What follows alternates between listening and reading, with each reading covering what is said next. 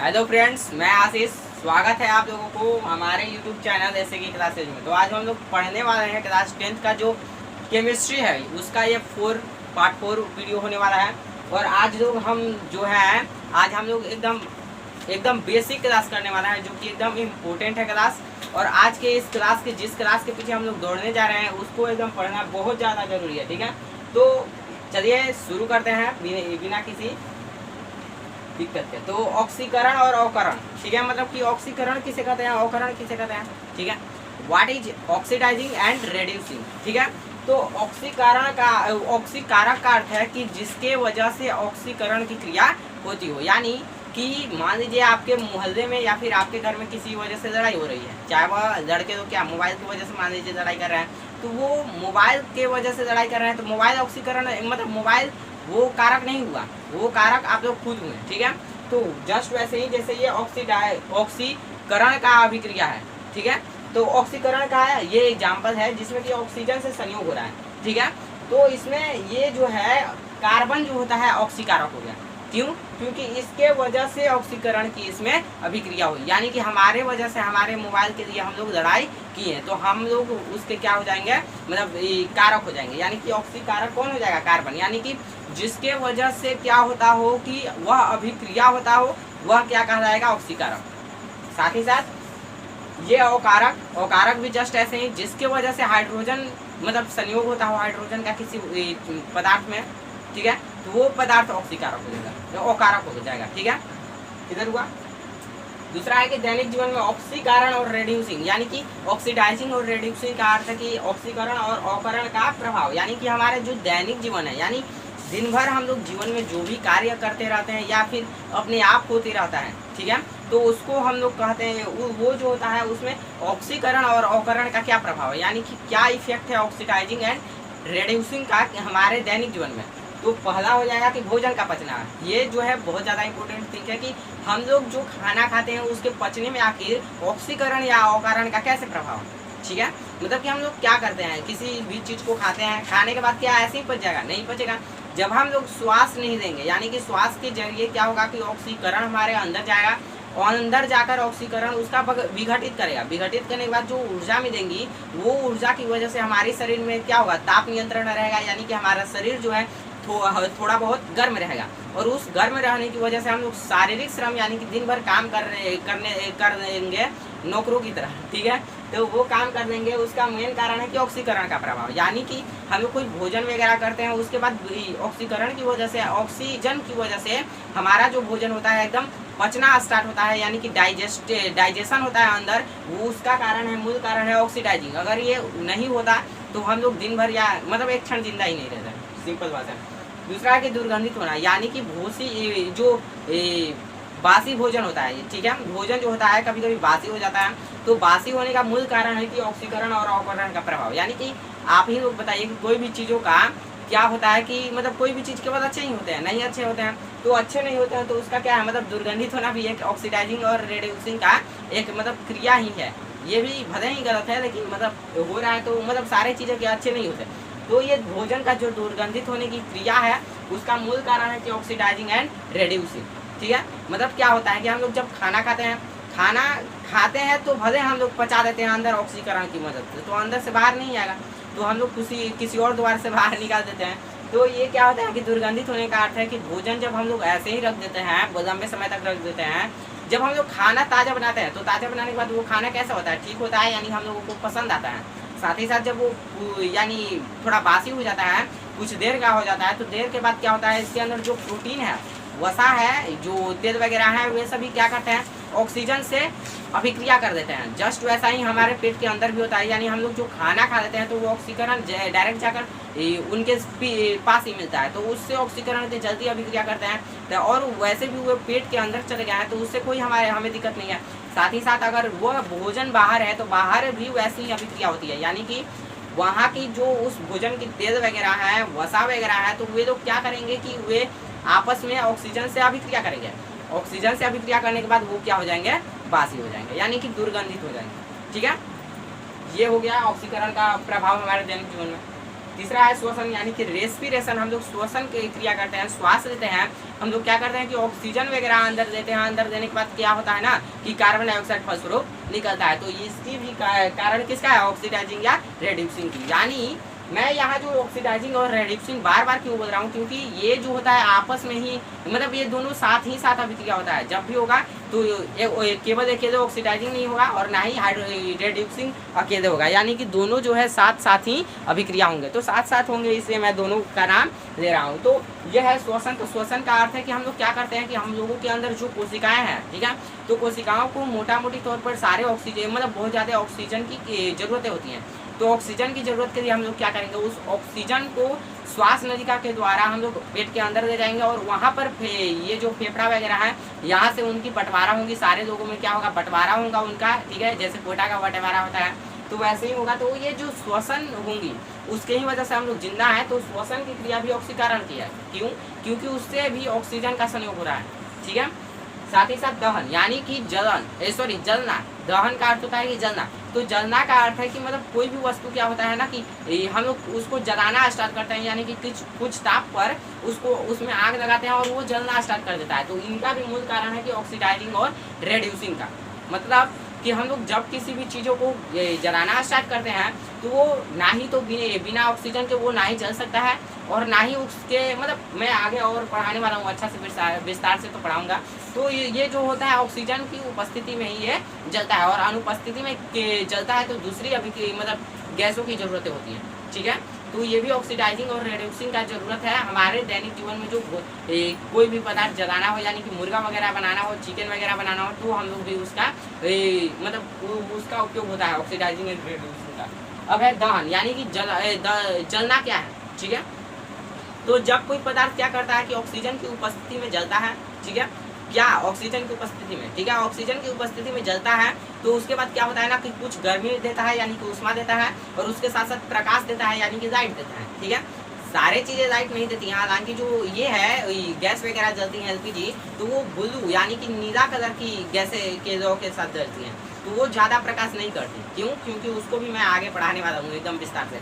तो ये जो है दहन का अर्थ है कि ऑक्सीजन की उपस्थिति में जले और जलने के बाद ऊष्मा दे यानी कि गर्मी दे जिससे कि हम लोग चिकन वगैरह पका सकें और साथ ही साथ प्रकाश दे जिससे कि हम लोग रोशनी मिले, ठीक है। तो ये भी क्या है, इसे हम लोग क्या कहते हैं, दहन कहते हैं। यानी कि दहन उसे कहते हैं जिसमें कि ऑक्सीजन की उपस्थिति में किसी पदार्थ का मतलब कि जलना और जलने के साथ साथ प्रकाश और ऊष्मा देना, ठीक है। जैसे में यह है अभिक्रिया मतलब कार्बन और ऑक्सीजन का संयोग होता है। यानी कि देखिए मैं आपको तो इसमें दोनों को बारे में पढ़ाता हूँ कि कार्बन दहन का जो है ना, दहन के दो तत्व होते हैं। यानी कि दहन ऑक्सीजन की उपस्थिति में भी चलता है और ऑक्सीजन ना रहे फिर भी चलता है, अनुपस्थिति में भी चलता है। यानी जब ऑक्सीजन में जलता है तो वो ऑक्सीजन में नहीं जलता है तो उसको आखिर जलने के लिए कोई और तो गैस चाहिए, यानी कि जैसे हाइड्रोजन वगैरह जो गैस चाहिए वो गैस अगर मौजूद रहेंगी तभी ये जो होता है जल सकता है। यानी कि जिसके द्वारा ये चीज़ें जलनी स्टार्ट होती है वो इसके पोषक तत्व कहलाते हैं, ठीक है। मतलब कि जिस भी गैसों के द्वारा आग जलना स्टार्ट होता है तो उसको हम लोग उसके पोषक तत्व कहते हैं, और जिसके द्वारा वो जलना स्टार्ट नहीं होता है जैसे कि ईटा वगैरह है वो जलते नहीं है जल्दी, तो वो जिससे वो जलता नहीं है, ठीक है, जिसकी अनुपस्थिति मतलब जिसकी ज़रूरत नहीं है इसको जलने के लिए वो इसका अपोषक तत्व हो जाएगा, ठीक है। जैसे में जल ये तो जल से क्या होगा, आग बुझ जाएगा, यानी कि जल जो है उसका अपोषक तत्व हो गया, ठीक है। और साथ ही साथ दहन जो होती हैं, ठीक है, जो उपस्थिति में और अनुपस्थिति में कैसे काम करती हैं कि जब वो ऑक्सीजन उपस्थित रहेगा तो ऑक्सीजन उपस्थित रहने की वजह से वो जलेगा कैसे है, तो वो आग लगेगा और लगने के बाद ऑक्सीजन अगर अधिक मात्रा में यानी कि जितना उसको जरूरत है अगर उतना ऑक्सीजन मिले तो वो एक नीली लौ के साथ जलेगा, यानी ब्लू कलर में जलेगा और वो प्रकाश ज़्यादा नहीं करेगा लेकिन ऊष्मा ज़्यादा देगा। जैसे में एलपीजी गैस के जो बढ़ता है वो आप लोग एकदम अच्छे से देख लेंगे। साथ ही साथ ये अनुपस्थिति में जलता है तो कैसे जलता है, यानी कि अनुपस्थिति में जब जलता है तो इसमें ऑक्सीजन कम मिलते हैं। ऑक्सीजन कम मिलते हैं ना तो किसी पदार्थ के जो कार्बन के अणु होते हैं, यानी कि कार्बन जैसे कोयला अगर आप लोग जला रहे हैं तो मतलब कोयला मैं बता रहा हूँ, कोयला भी कार्बन ही है। तो अगर मान लीजिए लकड़ी आप जला रहे हैं, लकड़ी जलाने से क्या होता है ना, तो जलने के लिए उनके ऊपर आग आप लोग डालिएगा, डालने के साथ उनके पास जो है ऑक्सीजन एकदम भरपूर मात्रा में नहीं मिलेगा। जब भरपूर मात्रा में नहीं मिलेगा तो वो जलेगा, और जलने के बाद जो उसके अंदर के कार्बन के अणु है, ठीक है, कार्बन के अणु वो अल्प मात्रा में जलते हैं, और अल्प मात्रा में जलने की वजह से वहाँ क्या हो जाएंगे, आ जाएंगे, और आने के बाद वो कार्बन जो होते हैं चमकने लगते हैं, जिसकी वजह से हम लोगों को पीली लौ मिलती है, यानी कि हम लोग प्रकाश पा देते हैं, और वो जो होता है कम मतलब ताप देता है, गर्मी जो होता है उसमें कम देता है, ठीक है। जैसे में ये भी एग्जाम्पल है H+ में O2 यानी कि सल्फर यानी कि गंधक जो है, और साथ में ऑक्सीजन की अभिक्रिया होता है, तो ये SO2 में उसमें प्लस में प्रकाश। मैंने जो नया वीडियो पहले कल वीडियो बनाया था कि इनमें क्या होता है ना कि हम लोग इसको कैसे याद करें, क्या हम लोग यही 2 एग्जाम्पल को इसमें भी यूज कर दिए, साथ ही साथ हम लोग इसको ऑक्सीकरण अवकरण में भी यूज कर सकते हैं, तो इनको समझना जरूरी है। तो समझने के लिए मैंने अलग से वीडियो बना दिया है, उसको आप लोग जाकर देख लीजिएगा। अब है कि दहन की आवश्यक शर्तें, यानी कि मूल शर्तें जिसकी वजह से दहन की क्रिया होती है, ठीक है। तो दहन की क्रिया के मूल शर्त 3 है कि पहला तो दहन पदार्थ की उपस्थिति, यानी कि दहनशील पदार्थ की उपस्थिति, दहनशील यानी कि मैं आगे बताने वाला हूँ। तो दहनशील पदार्थ की उपस्थिति, साथ ही साथ जो उसके मूल तत्व हैं, यानी वैसा जिससे कि ये चलता है, मैंने क्या बताया कि पोषक तत्वों की यानी पूर्ति, ठीक है। ज्वलनशील पदार्थ की उपस्थिति यानी कि जो जिसको जलाना हो, साथ ही साथ पोषक पदार्थ की उपस्थिति यानी पोषक तत्व जिसके वजह से वो जलता है, और साथ ही साथ ज्वलन ताप की प्राप्ति यानी कि जितना डिग्री पे यानी कि आग, ठीक है। मतलब कि जलने के लिए 3 घटना जरूरी है, यानी कि 3 तत्व जो है इसके पोषक तत्व होते हैं, इनके आवश्यक शर्त क्या है ना 3। पहला है कि जो जिसको जलाना है यानी कि ज्वलनशील पदार्थ की उपस्थिति होनी चाहिए। जैसे में अगर हमें लकड़ी को जलाना है, उसके ऊपर खाना बनाना है, तो लकड़ी जो है ज्वलनशील पदार्थ हो गया, तो इसका रहना आवश्यक है, तब ये जलना स्टार्ट होगा।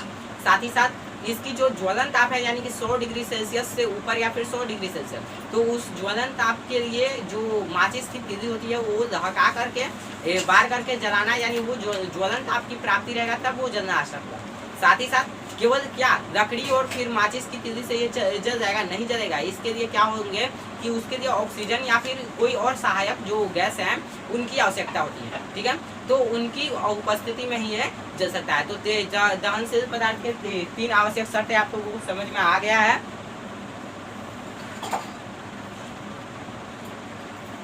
ठीक है।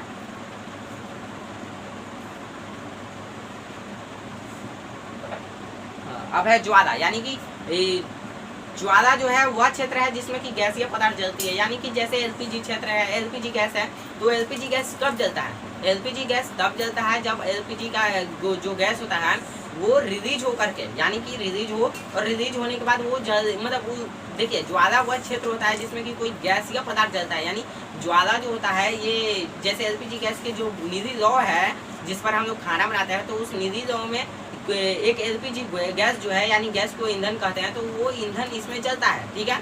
और तब इसमें ज्वाला क्षेत्र होती है, यानी कि ज्वाला वह क्षेत्र है जिसमें कि कोई गैसीय पदार्थ जलता है, किधर हुआ।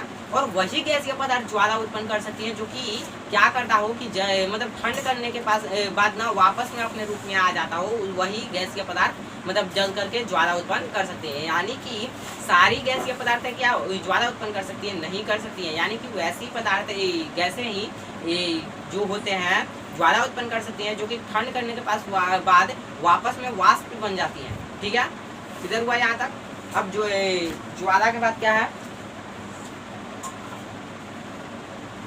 यहाँ मैंने आपको इसी में ही बता दिया है कि जो मतलब क्या होता है, ऑक्सीजन की उपस्थिति में कैसे जलता है, ऑक्सीजन की अनुपस्थिति में कैसे जलता है, तो उसको हमें ज़्यादा पढ़ाने की कोई ज़रूरत नहीं है, आप लोग ध्यान से अवश्य पढ़ लीजिएगा।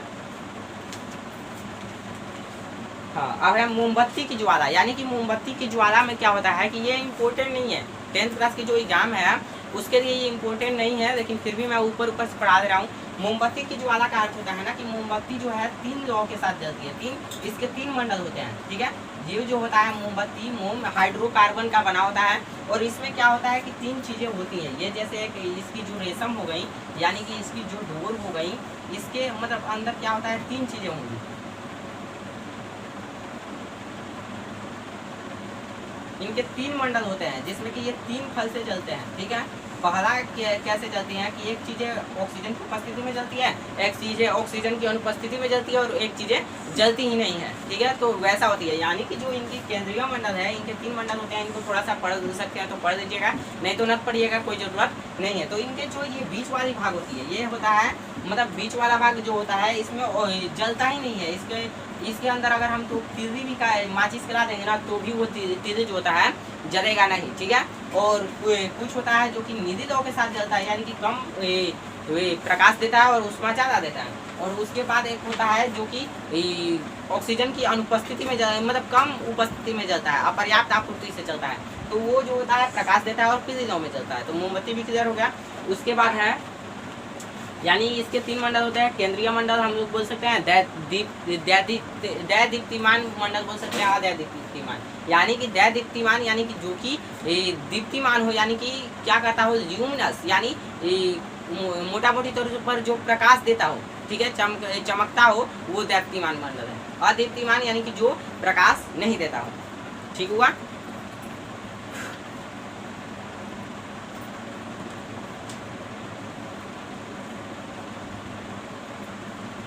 क्लियर हुआ। यानी कि दैदीप्तिमान का अर्थ मैंने बताया कि जो कि प्रकाश ज़्यादा देता हो, ल्यूमिनस हो, यानी जो क्या होता हो ना कि रोशनी देता हो, वो है दैदीप्तिमान। और अदैदीप्तिमान यानी कि जो रोशनी नहीं देता हो। मैं इसको इसलिए यहाँ विस्तार से नहीं पढ़ा रहा हूँ क्योंकि मैंने फिजिक्स का जो चैप्टर 1 है उसको मैंने अच्छे से पढ़ाया है, तो उसमें दैदीप्तिमान यानी ल्यूमिनस और नॉन ल्यूमिनस को एकदम अच्छी तरह से क्लियर कर चुका है, इसलिए मैं नहीं पढ़ा रहा हूँ। अब है द्रवित पेट्रोलियम गैस यानी कि एलपीजी। ये मोस्ट इंपोर्टेंट थिंग है जो कि आता रहता है, साथ ही साथ बीपीएससी का जो एग्जाम होता है, यानी कि जो आईएएस वगैरह का एग्जाम होती है, तो उन यूपीएससी का एग्जाम में क्या होता है ना कि ऐसे वैसे ऑब्जेक्टिव आते रहते हैं। अभी फिलहाल में ही एक बीपीएससी में आया हुआ है कि एलपीजी का मुख्य अवयव क्या है, तो मुख्य अवयव हो जाएगा ब्यूटेन। ठीक है, तो एलपीजी आखिर है क्या? एलपीजी गैस है, हम लोगों को पता है। एलपीजी गैस में क्या होता है ना कि इसके 3 चीज़ें होती हैं, यानी प्रोपेन, ब्यूटेन और एथेन। यानी कि ये एक ऐसा गैस है एलपीजी, लिक्विड पेट्रोलियम गैस, जो कि इसमें एक नंबर के 3-4 नंबर के क्वेश्चंस बनते हैं। एलपीजी का अर्थ होता है लिक्विड पेट्रोलियम गैस। ये जो होता है हिंदी में होता है द्रवीभूत पेट्रोलियम गैस, यानी कि ये जल्द ही पानियों में बदल जाता है। ठीक है, और ये एलपीजी गैस के 3 अवयव होते हैं, प्रोपेन, ब्यूटेन और मतलब एथेन, प्रोपेन और ब्यूटेन। ब्यूटेन इसका मुख्य अवयव होता है। और ये इन तीनों का खास बात यह है कि जब हम लोग इस पर दाब बढ़ाते हैं, यानी कि जब इनको ढक्कन यानी गैस को ऑफ करते हैं तो उस पर दाब बढ़ता है, जिसकी वजह से ये वापस के ही अपने यानी द्रव की पानी की स्थिति में आ जाते हैं। और जब हम लोग दाब को कम करते हैं यानी कि गैस को ओपन करते हैं, तो यानी कुछ सेकंड में ही ये ना द्रव से वाष्प में बदल जाते हैं, गैस में बदल जाते हैं और गैस से द्रव में बदल जाते हैं चंद सेकंडों में। ठीक है, तो इसलिए ये जो है हम लोग जलाते हैं। और इसको जलाने के लिए क्या होता है कि मतलब एक इथेल मरकैप्टिन, यानी कि ये जो ऐसा गैस है जिसमें ना कि गंध होता ही नहीं है, यानी महकता नहीं है। ठीक है, इसको महकाने के लिए खराब मतलब महकने वाला चीज़ डाला जाता है, जिसे हम लोग कहते हैं इथेन मरकैप्टिन। तो उसके डालने के बाद ये जब रिश्ता है यानी कि गैस जब चालू होता है, तो उसके वजह से हम लोग क्या होता है मतलब फुल कभी कभी लीक करने लगता है, तो वो हमें महकने लगता है, तो जिसकी वजह से हम लोग उससे जाकर जल्दी से ठीक करवाते हैं। और ये एक भारी गैस है जिसकी वजह से आग बहुत ज़्यादा लगती है, यानी कि सारे गैस जो होते हैं ना ये मतलब उड़ते रहते हैं, लेकिन ये जो है एक मतलब कमरे के अंदर भी भारी के मतलब बहुत कम मात्रा में उड़ता है, ये भारी गैस होता है। ठीक है, तो ये जो है ज़रूरी है थोड़ा सा और अच्छे से अगर पढ़ना हो तो और अच्छे से पढ़ सकते हैं। सो आज की जो ये हमारी वीडियो है, ये लास्ट वीडियो है। ये जो पार्ट 4 मैंने वीडियो पढ़ाया केमिस्ट्री का चैप्टर 1, वो अब क्लियर हो गया। अब हम लोग पढ़ने वाले हैं, कल जो मैं वीडियो लाऊंगा वो होगा चैप्टर 2 नंबर का वीडियो।